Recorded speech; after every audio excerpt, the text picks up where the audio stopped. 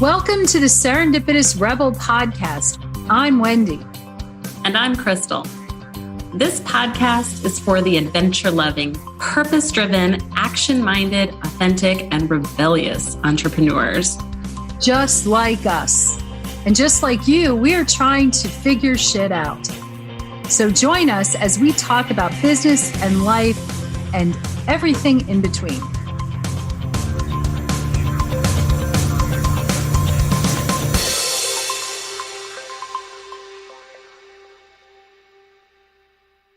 Hey, everybody. Welcome back to the Serendipitous Rebel podcast. My name is Krystal, and I am here with Wendy. Hello. Today, we are tackling a slightly sensitive subject, but something we feel very strongly for, and that is, what's the difference between a coach and a therapist? Also, it could be titled, what are the red flags in your coaching relationship? I'm trying not to laugh.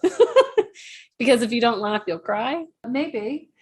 So let's start with definitions, because I think definitions are super important. What is a coach and what is a therapist? Okay. So interesting, going through coaching certification, that is one of the things that is incredibly important. And there's actually a code of ethics around it. But the bottom line is, one of the main differences is the issue of mental health. If you are in distress or you have mental health challenges, you see a therapist. No one as a coach should even attempt to tackle anything mental health related. Say it once again for the people in the back. Coaches do not handle mental health issues. They do not at any time work with someone who's really in distress. They refer to what we call baseline. If you are in distress, work with a therapist who then brings you to the baseline.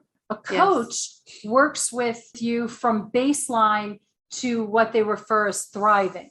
While it may be the same line, there's definitely a baseline. A therapist is licensed, is credentialed, cannot in any way tackle any mental health issues without that. A coach, really, there's certifications available, but anyone can call themselves a coach. There is no licensing board. There are no requirements. Anyone can call themselves a coach. And I'm not saying that that's not necessarily a bad thing in any way. But again, when you're dealing with mental health, you must go the route of a therapist. If you're working with a coach, one of the things that a coach can say is, I think you need to see a professional to deal with this particular issue. And a coach should be able to know when they're crossing a line that they cannot cross. You explained it to me once that a coach is past oriented. So a coach will pick a scab, or not a coach. I'm sorry. A therapist. No, sorry. See, a therapist is past focused. A therapist, they're going to pick a scabs. They're looking at old wounds. They're looking at healing to bring you to present. Exactly. And a coach is future focused. Yes. It's about goals. Yeah. Long-term goals, working through to those milestones. And in our particular case, it's within a professional setting, goals within a professional setting. Sometimes there's a little bit of personal goals tied to that, but not for us particularly, we don't deal with like relationships. Oh, no. There are coaches that do deal with relationships and they are working through other things and they're probably having to dance a little bit more of a line. Sure. I think in a professional setting, if you're hiring a business coach, that line should be pretty solid. There's not a lot of gray area there, in my opinion. So I will agree with that. And sometimes things do come up. There are mindset blocks. There are mindset issues that revolve around things that impact your ability to achieve goals. But a coach does not pick that scab. They do not talk about dead relatives. They never diagnose. Oh, that's a huge pet peeve of mine. No, they never diagnose. What they can do is, if something comes up, they can say, I hear you. Let's see how we can move forward. Let's see how we can put Post-its on the mirror, say how wonderful and valuable you are to yourself every day. This is just sort of, I'm pulling this. Well, this is very, right. They're not going backwards and trying to figure out what happened as a child, what happened. No, it's just, that's not that you see a therapist for. Ultimately, what you're talking about are traumatic experiences. Coaches are not trained, unless, of course, it is a therapist who also does coaching. Okay. But in that case, that's fine. But you need to know a person's credentialing to find out whether they are able to address, and it is really hard. I've had coaches that I had a coach who literally sent me to therapy just because of, well, if you don't do this my way, then there's something wrong with you. Ooh, that's just really, it was really triggering. Yeah. And I've worked with coaches who have tried to diagnose before. That's a huge flag. And by the way, your experience personally going to therapy does not make you an expert in therapy or in diagnosing other people. I just want to throw that disclaimer out there. I was actually interviewed once, and I was talking to somebody, and they said, well, you often end up being like a therapist to your clients. And I thought, no, not at all. Not even close.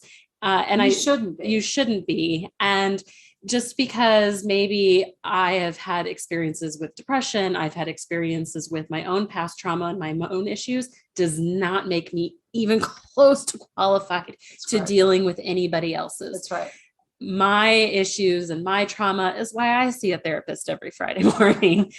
And then I have a coach that helps me professionally, goals focused and things like that. And I do not discuss my past trauma with my coach. And I also don't ask my therapist for business advice. They're two completely different relationships. Exactly. No, that's exactly right. And it's interesting. It's my understanding that in the coaching world, there is a movement towards more certifications, more licensing, because a lot of damage can be done. I've worked with clients who ultimately needed therapy, and can I help find you someone for you to work with? I can help you with your goal setting, over even with goal setting and some of the mindset blocks, but dealing with the past is really, that requires a great deal of skill and a great deal of experience. Yeah. And I think often in the coaching world, in online business specifically, you end up with a lot of coaches out there who come out and they grow this following.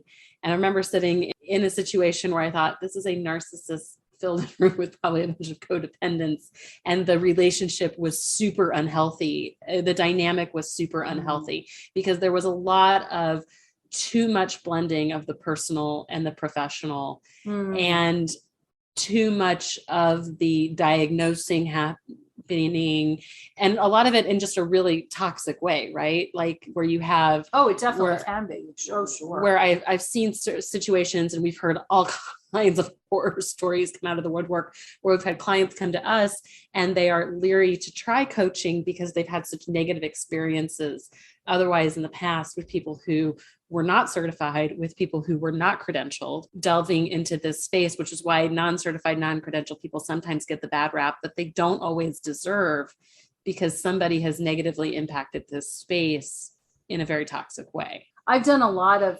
masterminds with coaches and things like that. Coaching is a very personal experience, very personal. It is, how are you achieving whatever goal it is? And there's vulnerability. Sometimes there is shame that, things of that nature. And I have found my best experiences have always been one-on-one with a coach who's been able to allow me to work through whatever my blocks are and do it in a very kind, gentle, and quiet way. And it'll be interesting to see how the industry evolves and what changes come through. I've always said, I think everyone at one point or another needs a therapist. And I Yes. do think that everyone, or at least especially in the business world, you need a coach. And it's interesting because a therapist, they say, is a longer term experience.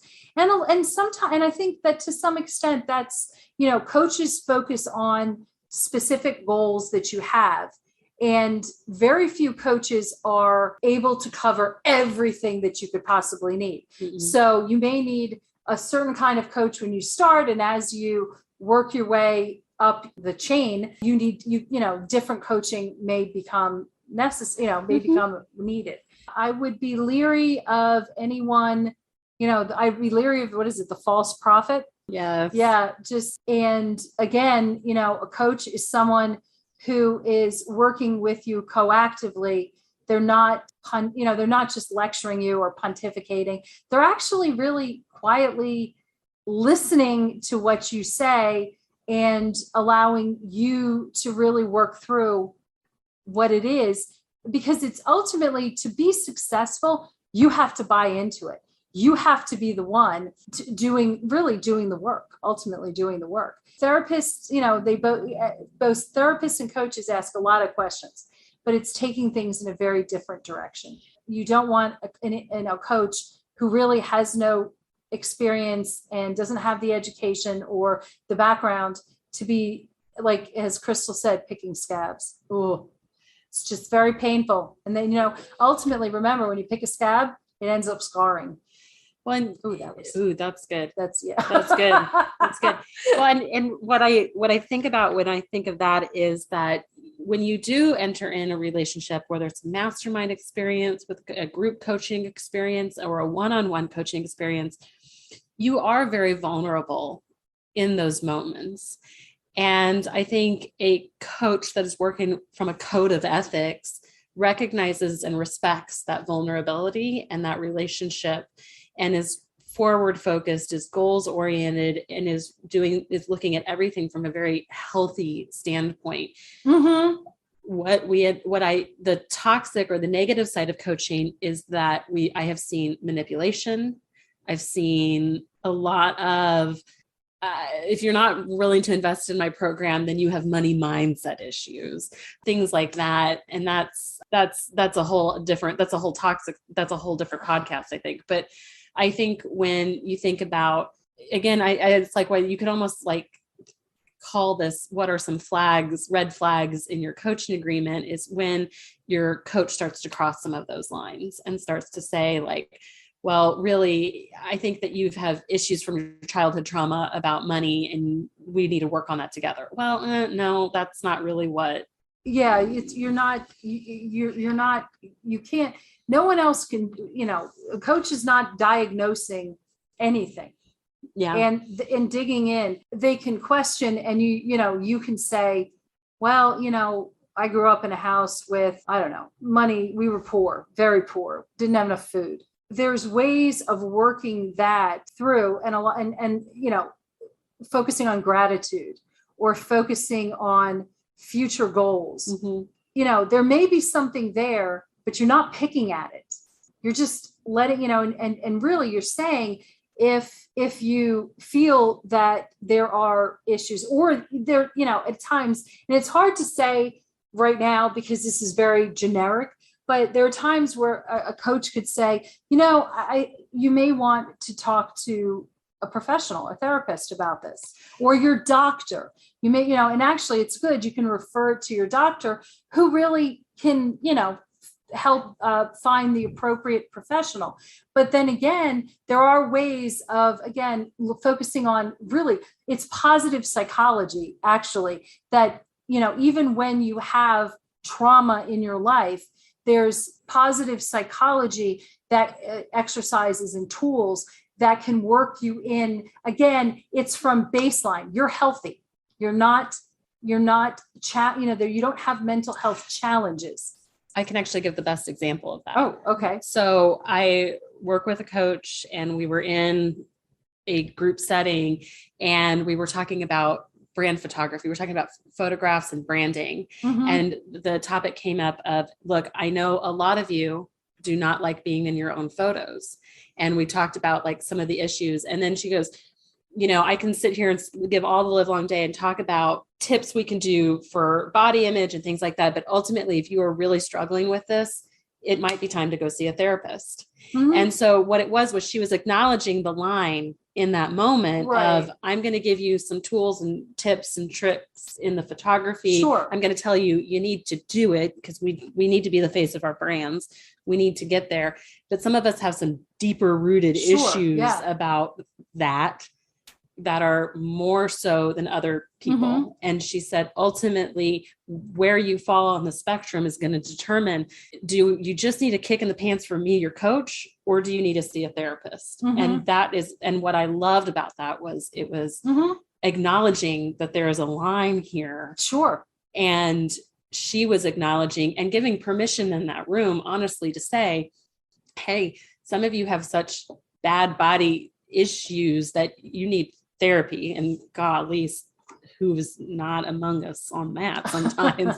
It was acknowledging that in that moment, instead of her trying to work through your body issues, that she recognized that's not her job. Well, and also there's that actually particular topic also or lends itself to the toxic positivity where, you wake up in the morning, you breathe, therefore you shouldn't worry about how you feel about your self-image. I do think that's a good thing where just the comment is made and really it leaves it up to you as an individual to make that decision. Yeah. And it's not telling somebody you need therapy because that's not what a good coach should do either. It's more like self-censoring in the moment in the coaching call and to say, hey, this is actually not my lane. Mm-hmm. And so I'm going to sidestep out of it and you do with that what you may. And if I can help you, I'm here to help support you in that journey. Otherwise, I'm going to, again, coaches steer the conversation. Correct. And so it's about being able to steer the conversation where you want to go. Whereas a therapist is going to steer head on straight into that issue to tackle it because they're going to recognize in the moment in that call, oh, this is a thing and we need to go dig in and talk about that. Sure. And so that's the big difference. But what I have seen a lot and I've heard a lot is coaches feeling like their past trauma makes them an expert in dealing with other people's trauma, or they're navigating their issues with depression and divorce, make them experts in navigating other people's issues with depression and divorce. And the fact of the matter is that ain't true. That's correct. Can you be an effective divorce coach in some cases? Yes, but you're giving clarity and answers and forward focused goals and things like that. You're not delving into the relationship and why it failed and all those other things. Yeah. That's personal development that you're working on with a therapist. My own personal hope is in the not too distant future, there will be more requirements, and that when there's more requirements and that the certification is, you have to be certified, it means that you immediately agree to a specific code of ethics, which I think is so important for coaches. Coaching, I speak from experience, can I curse? Yes. Okay. We have the expletive rating. Oh, I'm so excited about that. It can be an absolute mind fuck. You don't want ever to be in a coach where you start doubting yourself. Clearly I'm not good enough, or clearly I'm not doing this right, or that's not the relationship that you should want to have with your coach. With a coach, you should feel, oh, I feel great.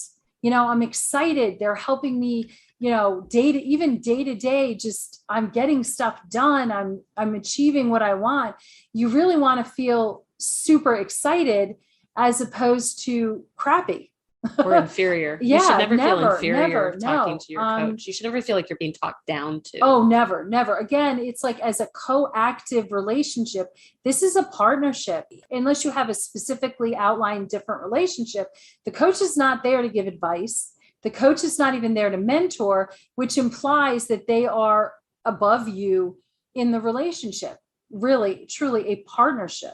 I had a long-term coach who's just taking a sabbatical. I would get off calls with her. And I mean, even though we dug through a lot of blocks, I was always happy. It was like an adrenaline rush. Yeah, you felt like you were very energized Yes, after those yes, calls. yes. And that's the kind of thing I think that people should want to have. Now, it's not to say that sometimes things aren't challenging or things don't, nothing, no one is saying all things come easy, but you want to be in a coaching relationship with a huge cheerleader. Yeah. And it's the same thing for like mastermind environments too, right? Because what you want is you want to work in a moment, because when you're in that environment, you are very vulnerable and there are things that are going to come up. And as entrepreneurs, our personal lives do bleed into the professional lives. Yeah. And so I think it was a matter of saying, I think even when I came to you, I had real fears about my daughter and her health and how was that going to affect my ability to show up professionally. Mm-hmm. And so the goals oriented was not you working with me about getting over the fears of what is going to happen with my daughter. That's what I see my therapist on Friday mornings about. What you and I talk about and what we talked about was, what are the professional things you need to have in place to feel more secure in the situation? Yeah. What can we do so we talked about systemizing businesses. We talked about dialing back a lot of things. We talked about winding down other business lines. We talked about setting priorities and goals and what do I need to do? And the key, focusing on your purpose. Yeah. And then she kicked, it always goes back to the purpose. And then she kicked my ass about accountability. Well, are you certified? Have you done your certification yet? It was just a question. It was a kick in the ass. It was good. No. You mentioned something that I think is really interesting. Masterminds. Group coaching is possible. And and I think that people think of hot seats as group coaching. It's not actually coaching when you're posing a problem and other people are giving you advice. That's consulting. That's consulting, that's advising. Strategy. And, I think that it's very difficult to actually say this is a coaching mastermind.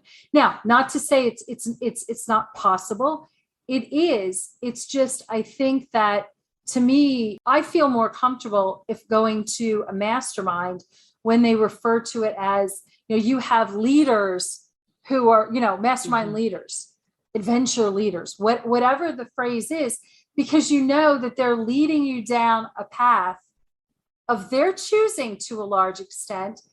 And you really know what that is. And does this work for you? I'm not someone, I don't do well in hot seats personally. I feel like I'm on, sitting in a straight chair with the blinding light over me and questions are bombed at me. I don't feel interrogated. Exactly. Yeah. Yes. They're stressful. Yeah. I'm a different processor. Knowing ahead of time, what type of situation is this going to be, I find to be super, it's a requirement at this point. You don't do a lot of coaching, true coaching. First of all, I don't necessarily like it to be in public because you can hit raw nerves, things like that. But anyway, I think that it's to some extent, a lot of labeling, but it's also for the consumer, for the buyer to have an understanding of what this labeling means. So, yeah. And ultimately, when we said, should we do a podcast on this? I think it was, a lot of our audience are coaches, but also you guys hire coaches and consultants. Like all of us are looking to do that. And so it's less to say, don't you do this in your practice? Because I don't think that toxic people are like really self-aware that they're doing it.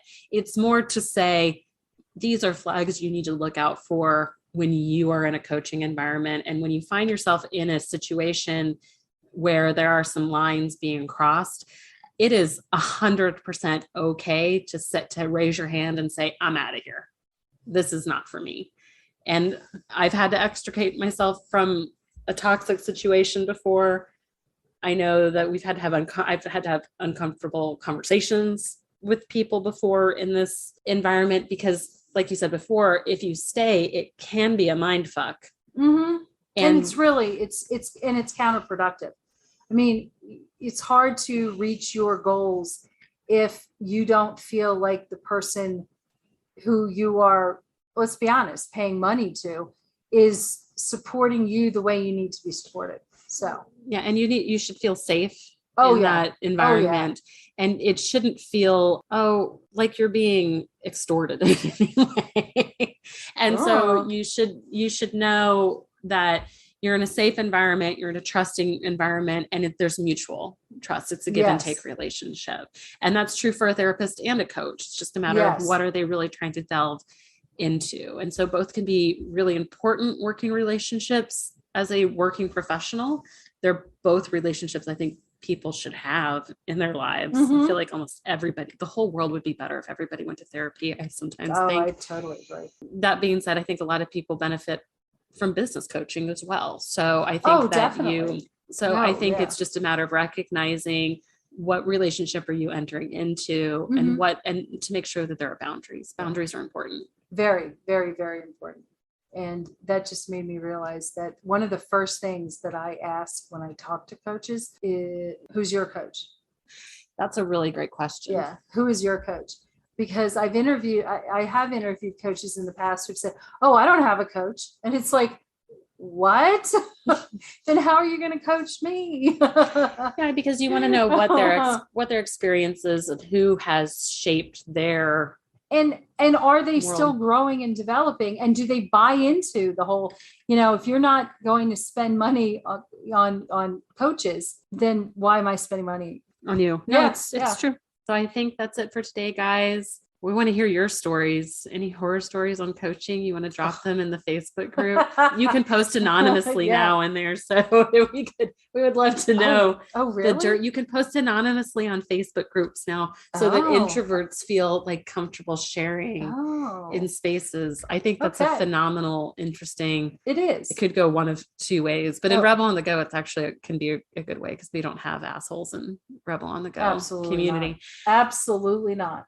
We want to know what has your experience been with coaching, definitely. Positive or negative. Definitely. And until next time, guys, we'll see you later. Bye.